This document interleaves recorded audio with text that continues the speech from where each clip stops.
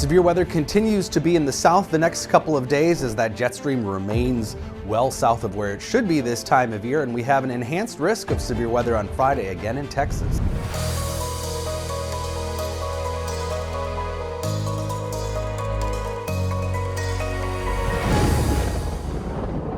A lot of storm reports across Texas here over the last 24 hours, but these are mostly hail reports. That's what you see in green.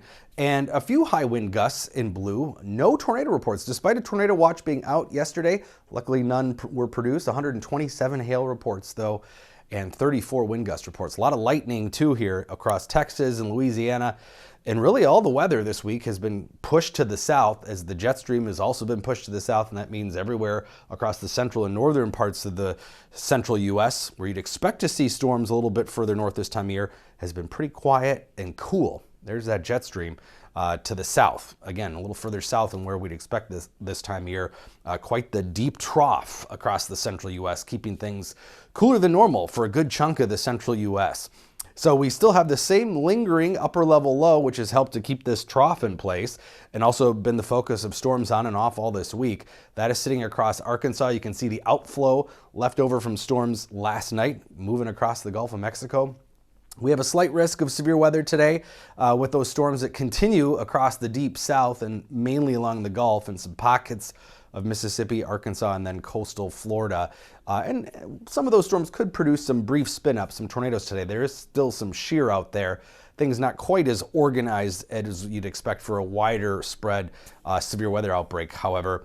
But we do see the significant tornado parameter get a little high here in Mississippi, Alabama, Panhandle, Florida, heading into the late afternoon and evening hours. But the focus we're looking at for maybe a little bit better chance of some tornadoes will come tomorrow into Texas.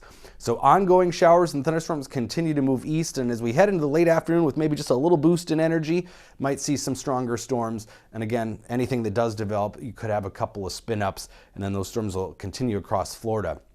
We're watching the next wave. This is what we call a short wave in the middle of the atmosphere, which is moving along right now pretty quickly, but this wave is going to turn into another one of these deep cut-off upper level lows and touch off more thunderstorms in Texas again late tomorrow. So watch as that wave or that trough deepens as it moves across the mountains and into Texas. It becomes a cut-off low here over the next 24 hours again, keeping this deep trough in place, which keeps things cool, keeps the storminess to the south, and that will be the focus of more storms here late Friday. We have an enhanced risk of severe weather again in northeast Texas.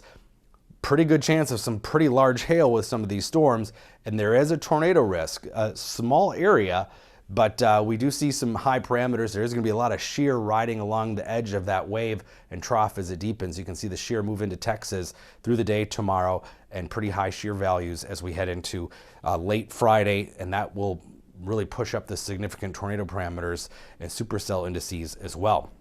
So you can see that area really overlapping right where the Storm Prediction Center is watching for that greatest risk of some tornadoes in eastern Texas tomorrow. So that's the area that we'll be watching for Friday.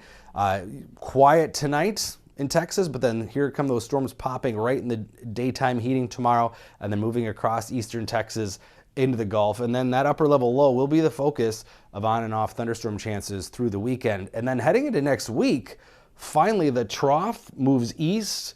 Big upper level ridge for much of the central U.S. means it's going to be pretty warm and dry, and that'll put a damper on severe storms, at least for the time being.